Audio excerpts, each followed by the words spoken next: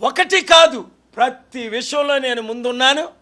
అందుకనే ఈ media owners ఎవరైతే వాళ్ళ మాటలు వింటున్నారో లైవ్లు ఇవ్వకండ్రా అని ₹1,00,00,000 100 కోట్లు ఆఫర్ లైవ్లు ఇస్తున్నారు కరేజియస్గా కొంతమంది. వారిని ఎప్పుడూ దేవుడు దీవిస్తాడు.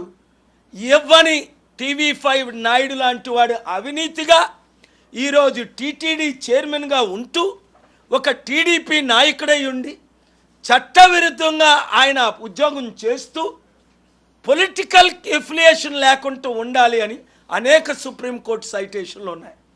కోర్టులో కేసేస్తాం, ఆయన్ని టీటీడీ చైర్మన్గా తీసేస్తాం.